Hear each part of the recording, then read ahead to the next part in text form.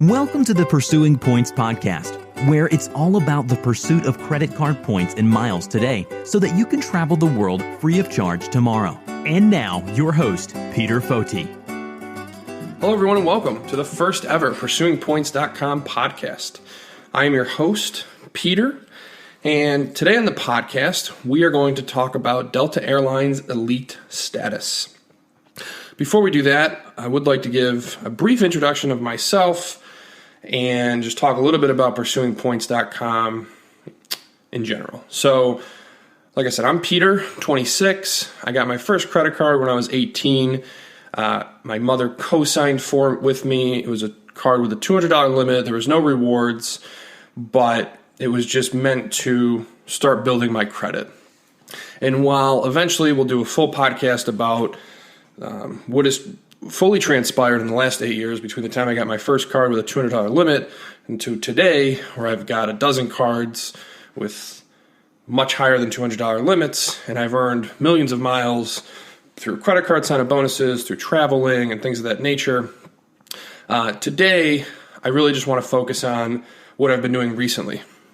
So, in the past, I had always traveled essentially on whatever airline was cheapest, if I was paying for the ticket, and then of course I traveled on whatever airline I wanted to spend some miles on if it were an award ticket.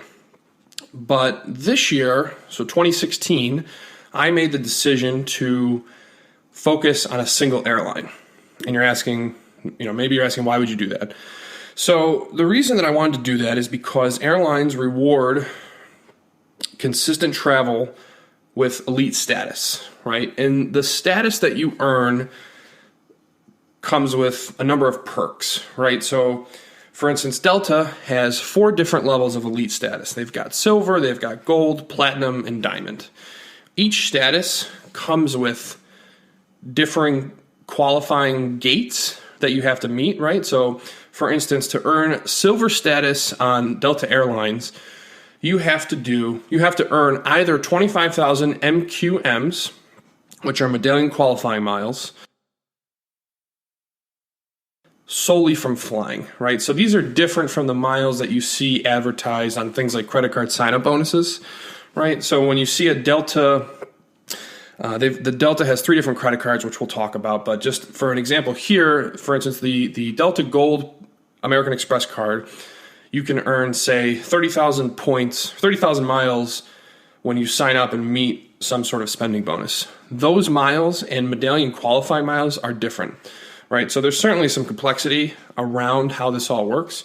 But for the sake of this podcast, just know that a medallion qualifying mile is a mile that you typically only earn through flying. And I say typically because there's an exception, which we'll talk about in a minute. Or you can fly 30 medallion qualifying segments. And a segment is simply just a leg of a trip, right? So if you're flying from LGA to LAX, that's one segment. If you're flying LGA to ATL to Miami, MIA, right, that would be 2 segments. And so you can see how that works, right? If you're someone who flies a lot of short-haul flights, you may end up qualifying on segments. If you tend to fly more, LAX to LGA type, more transcontinental stuff, you're probably going to hit it with the medallion qualifying miles. And the calculation of medallion qualifying miles comes with, it's definitely there's some complexity there. You can earn bonuses. So in other words, if you were to fly in first class, you'll receive a 50% MQM bonus on the miles earned. So for example, back in January, I flew from RDU to LAX. So it was a one-way flight. I only earned one segment, of course, because it was only one flight. But I earned 3,359 MQMs because I paid for a first-class upgrade, which earned me a 50% bonus of 1,100 MQMs. And now, one thing to note here is that the upgrade that I purchased was not one of the upgrades that Delta sometimes offers you when you go to check in for the flight, where the upgrade is, say, like $29. These are, you have to buy a full fare first class ticket. Okay. And I guess that's kind of a good place for me to start on my journey towards earning Delta Elite status, because that trip was actually for work. So one of the things that I've done in order to sort of speed up the elite status earning process is when I fly for work, the company, of course, is paying for the original ticket, which in this case was from RDU to LAX, and the ticket, say, cost $300 in coach. So the company pays for that, and then I would go in and call Delta and say, how much would it be to just upgrade this leg? And if the price were reasonable, which in this case it must have been because I did, I would upgrade to first class. Now, obviously, I'm not upgrading simply for the MQM bonus, and I wouldn't recommend upgrading simply for the MQM bonus. But certainly that's a nice little plus, right? Because in my mind, it's like if I'm paying $200 for an upgrade, effectively I'm paying $200 to go to Los Angeles for X number of days, regardless of whether or not that I'm working. And then to circle back quickly, so once you've earned either 25,000 medallion qualifying miles or you've flown 30 qualifying segments, you must also spend $3,000 in medallion qualifying dollars. And a medallion qualifying dollar is essentially $1 spent on a ticket. So this doesn't include things like taxes or fees. This is just purely the cost of the ticket itself. And the reason for this is that Delta, their elite program is what's known as revenue-based, which means that not only do you have to fly a certain amount, you also have to spend a certain amount. When Delta first announced this change, it was met with, I think, a lot of hesitation, a little bit of anger perhaps, and of course there were some unknowns, but I think now most other airlines at this point have copied it. I think American recently implemented it, and United also did. So pretty much most of the big programs now are revenue-based. And it's kind of a blessing and a curse in the sense that it certainly, I think, thins out the number of elites, which is good for things like first class upgrades. It hurts, of course, because it just makes it harder. So there's certainly a give and a take. The one good thing is that if you spend $25,000 in a calendar year on a Delta American Express co-branded credit card, the MQD, medallion qualifying dollars, gate is effectively null and void, right? So the medallion qualifying gate goes from $3,000 for silver, $6,000 for gold, $9,000 for platinum, and $15,000 for diamond. But again, if you spend $25,000 in a calendar year on a Delta Amex, that MQD qualification is no longer relevant. You're able to earn what is effectively an exemption from having to spend that amount of money. And that is, let me just pull this up real quick. So, for this year, I've only spent 5,000 MQDs, and I would have to spend 9,000 to reach platinum, which won't happen, right? So in other words, unless you're someone who typically buys full fare first class tickets on a regular basis, meeting that MQD goal can be pretty tough while you meet the MQM goal. So in other words, you will probably earn the required number of MQMs or MQDs, you will probably earn the requisite number of MQMs or MQSs before you ever meet the MQD goal, unless, again, you're flying mainly in first class on a full fare ticket. So as of August 8th, 2016, I've got 51,000 MQMs, which means I've earned enough MQMs for gold status, and I was able to spend $25,000 on the Delta Platinum Amex, which means I have an MQD waiver for all of this year. Now, so that means I don't have to worry about MQDs for the rest of this calendar year, so as far as earning status is concerned. And for me, that was actually a big positive, and it was actually a calculated strategy because I mentioned before that you can earn MQMs typically by flying, but there's also another way, and that is by spending money on credit cards. So Delta offers 2 credit cards in conjunction with American Express. They offer the the Platinum and the Reserve. And on those cards, when you spend a certain amount of money, you'll earn MQMs. So on the Platinum, if you spend $25,000 in a calendar year, you'll earn 10,000 MQMs. And if you spend $50,000, you'll earn an additional 10,000. So effectively, if you spend $50,000 on the Platinum card, you'll have 20,000 MQMs without having flown a single mile on an actual airplane. And then for the Reserve, if you spend $30,000, you'll earn 15,000 MQMs, and if you spend $60,000, you'll earn another $15,000. So on that card, if you spend $60,000 in a calendar year, you'll have silver status with 5,000 points left over. So 30,000 points total, 30,000 MQMs total, again, without having flown at all. So for me, that was a big part of my strategy, and it still continues to be. I'm currently working on, and hopefully we'll hit the second Delta Platinum spending gate by the end of the year. And if I'm able to do that, I should end up with Platinum status. So we'll have to do another podcast if and when that happens. So in addition to that, it's really just about flying. Now, certainly if you go online, you can search people, they do what's called mileage running, right? And mileage running is a pretty simple concept to explain, but it can be hard to execute. So we may or may not do another podcast on that in the future. But in essence, what you're doing in that case is you're finding tickets that can be purchased for a low, dollar per MQM value, right? So if the ticket is $300 and you're earning, say 7,000 MQMs, that would be a pretty good value, right? And so there are people who go out of their way to try and construct itineraries which earn a lot of MQMs for a low cost. My strategy this year really has not been to do that. Most of my travel has been either for work or just for personal pleasure. And in both cases, I am typically taking whatever is made available to me as far as flights. And so I have not really honed in on maximizing the number of MQMs per flight, but that is certainly an option for you. So in total for this year, I've got 33 medallion qualifying segments, and again, 51,000 MQMs, 10,000 of which were a product of me spending 25,000 on the Platinum Amex, and another, I believe it was 5,000 of which were a product of the original sign-up bonus for the Platinum Amex. Now, the Platinum Amex card, just as sort of as a sidebar, has a number of other benefits associated with it.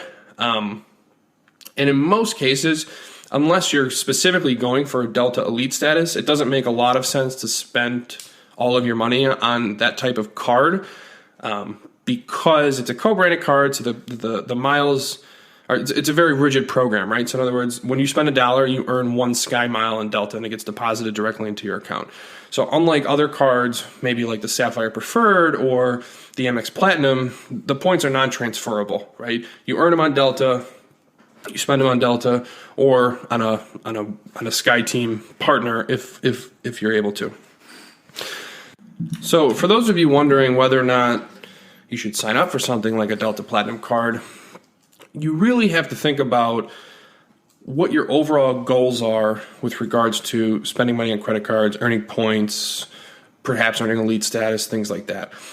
And that's something I think that I'm going to cover in the next podcast, which is simply, what are your goals long term, right? So are you someone who travels relatively infrequently, and when you do, it's all out, you're in first class, blah, blah, blah?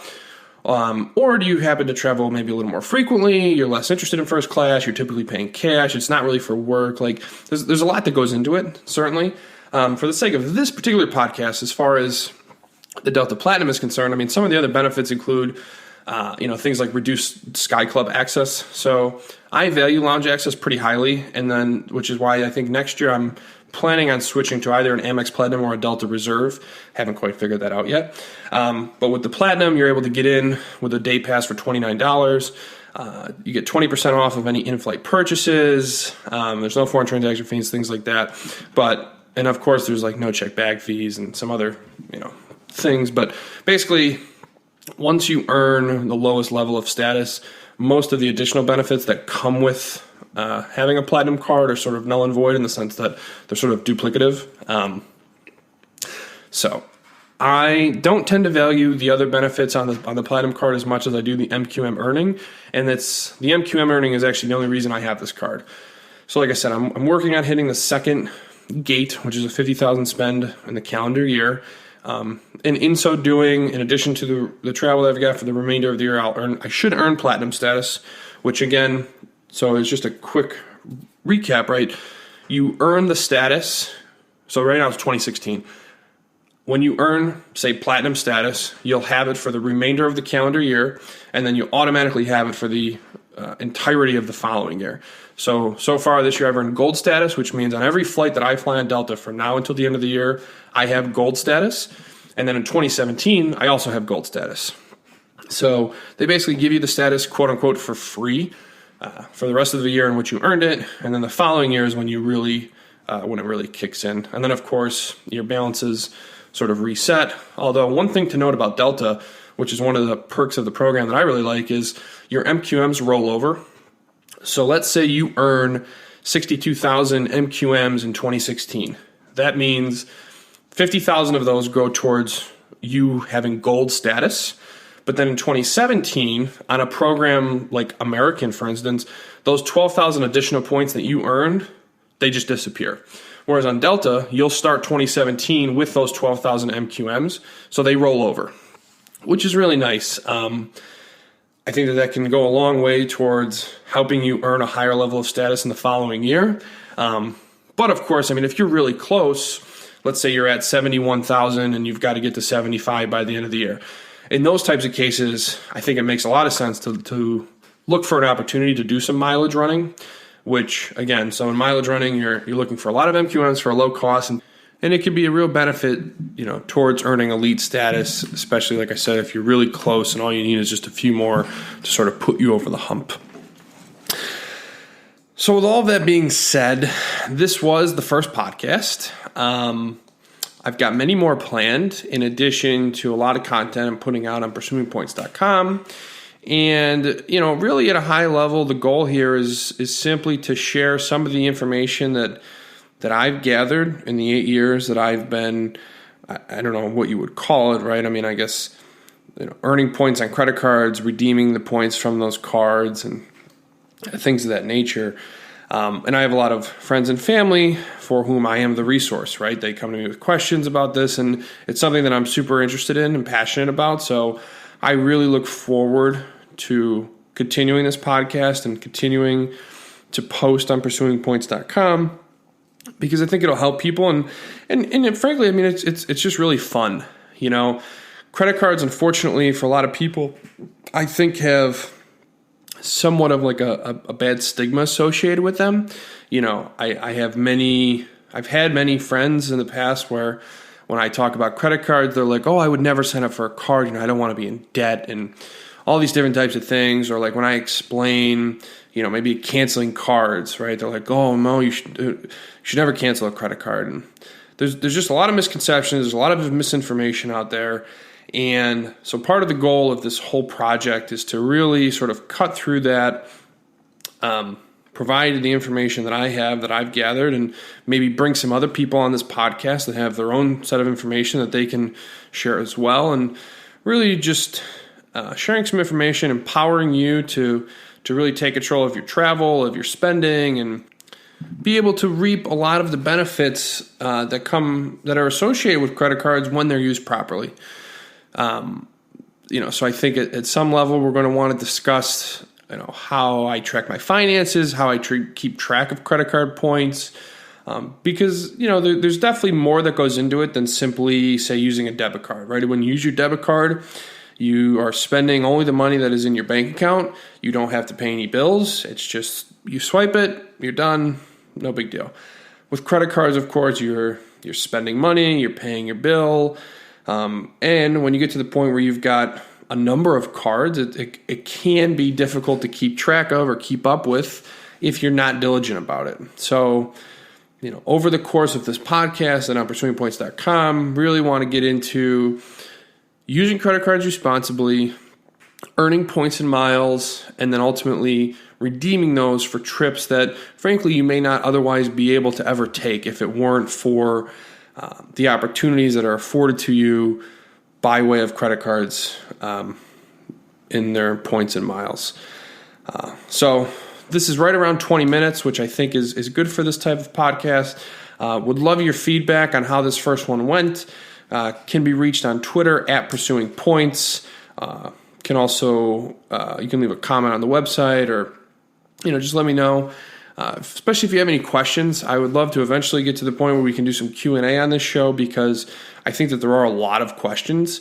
And I'll be honest, I won't necessarily have all the answers.